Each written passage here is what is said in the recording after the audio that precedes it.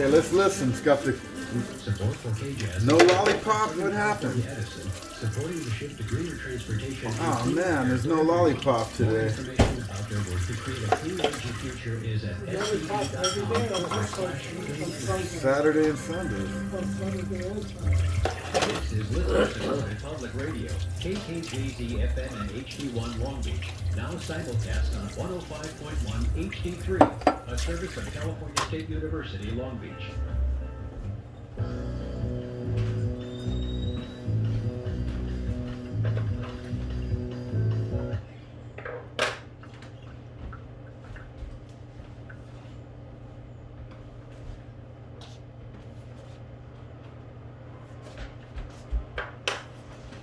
Hey, can you shut that window?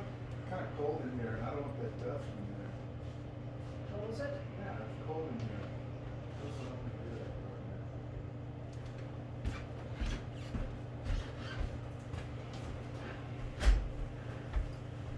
good. What happened here? Shoot, Dad. There's no 89.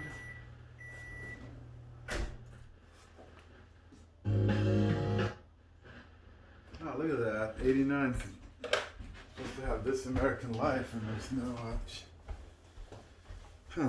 All right, here.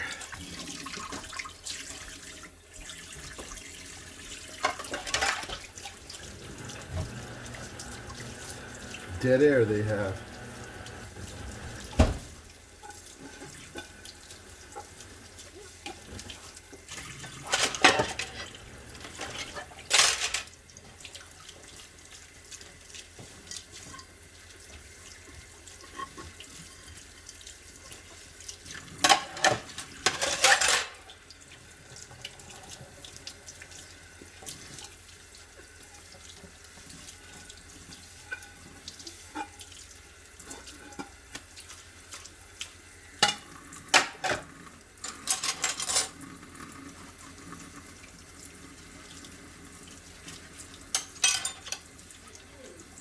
What? What?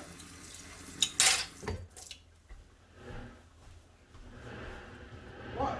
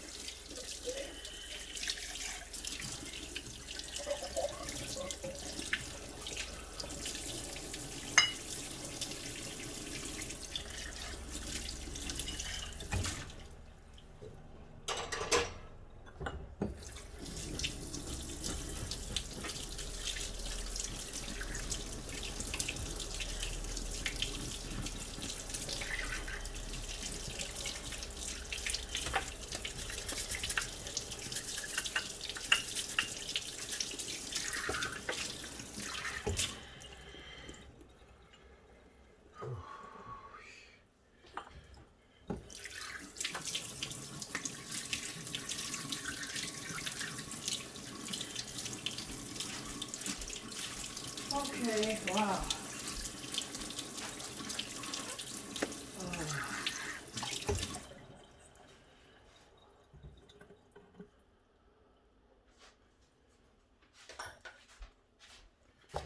What's in here?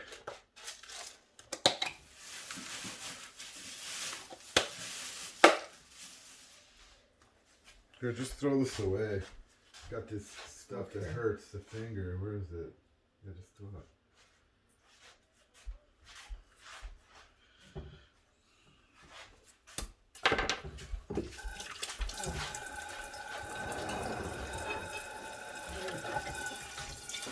I'll do it. Just leave it.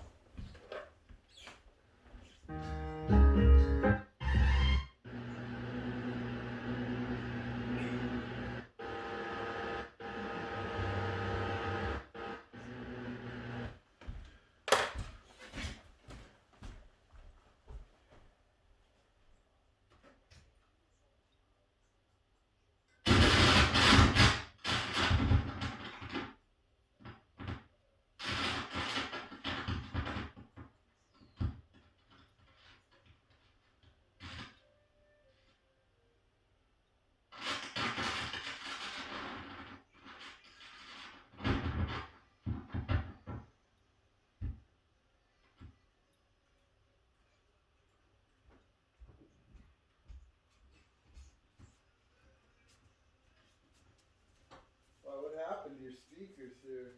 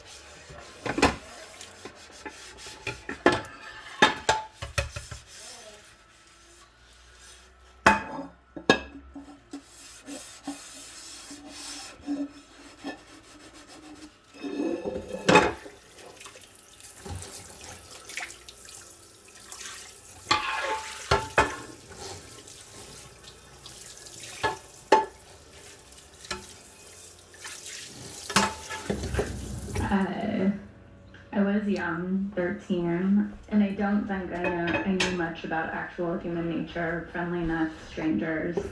It's funny to think that I was not cautious about the very things kids are warned of, strangers. I walked to my bus stop alone every morning. It was always early.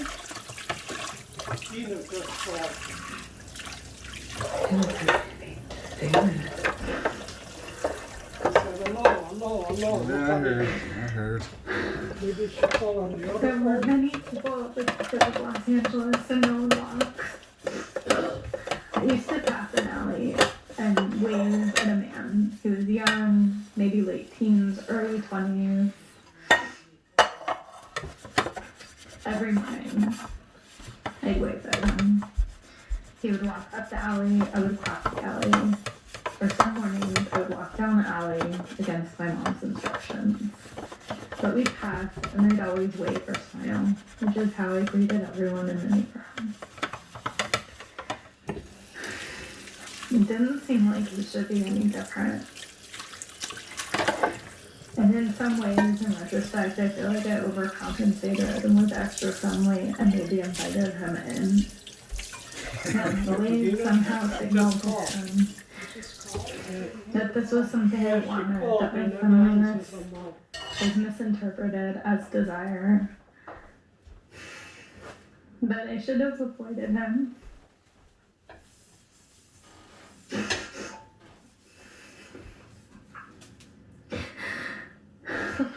Rather than interact. I break down, but I keep reading. Even though I'd followed Dr. Kaysen's instructions not to write down specific details of the event just yet, they were all coming back to me anyway. You did an incredible job with that. You did an incredible job. Dr. Kaysen hands me a Kleenex box. That's okay, I don't need Kleenex. Yeah, I'm really into this. It's not. I was gonna say, my friend sleeves work fine for me.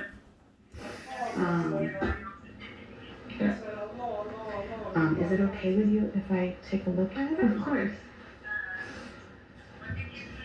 Alright. So one of the things was a piece around the mom's instructions. With that, and I noticed that those emotions got a little more intense when you got to that. That was something they didn't actually even remember until I was writing it this morning. We were never really supposed to walk down the alley, even though it was closer to get to the bus stop. I tell Dr. Kaysen more about my mom's rule and how I broke it.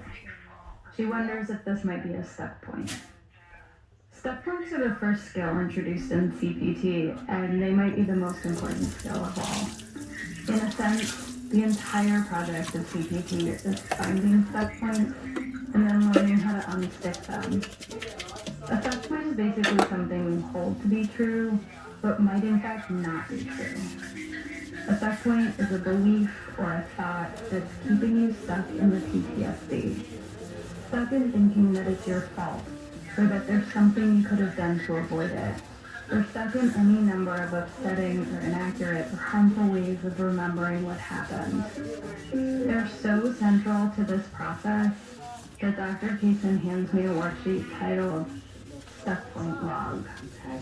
This is going to be a living document that you and I are going to share.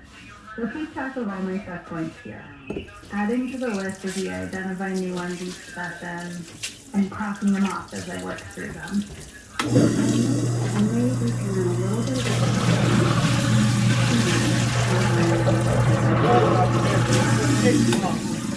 What? Cold up there. Oh. I think it's more like if I hadn't waved, it wouldn't happen. Perfect. Like that actually feels more like, Yeah. what, So write that down. We're going to start keeping track of these as we find it. okay. So if I hadn't waved, it wouldn't happen. Okay. All right. Dr. Kaysen asked me what feelings are coming up. I mean, hear the word shame associated a lot with things like this, and I feel like that would apply, but it doesn't feel like the right thing. Like, it feels more just like I want to just shelter myself, and I want to just cocoon. I think I also just don't like that word. Like, I think that there's something shameful about shame. Like, it's like, I don't know. So I think that's going to be an important one for us to sort out, actually, because feelings aren't good or bad, Right. right? Isn't there another word, though? I bristle at the word shame. I always have. There's no room for shame. It sounds weak to me. Like, if you have shame, you have something to feel shameful about. With shame comes softness and vulnerability and fragility. So you will see these lovely worksheets. These are called ABC sheets. Okay? It's the end of the session, and ABC is the new skill. I'm supposed to fill in the A column with the activating event, in my case, the sexual assault. B with my belief or set point about the event. C with the consequence of that belief or set point. It's kind of clunky, but the idea seems to be to get you to see that your set points are not rational, and that hanging on to these irrational set points has real emotional consequences. That continuing to tell yourself this stuff as fact makes you feel bad. Last thoughts, questions? How did this work for you today? Good. It was intense. I mean, it was definitely, I feel weirdly better because I feel like we've started. All right, I'm going to make a copy of the impact statement, so Okay. I've got that. All right, thanks, session 2. Done. We're done.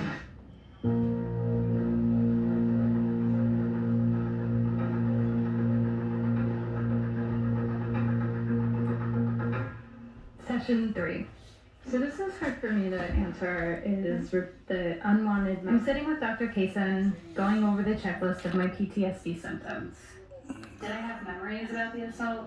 Was I dreaming about it? Reliving it? Do you feel like I was reliving a little?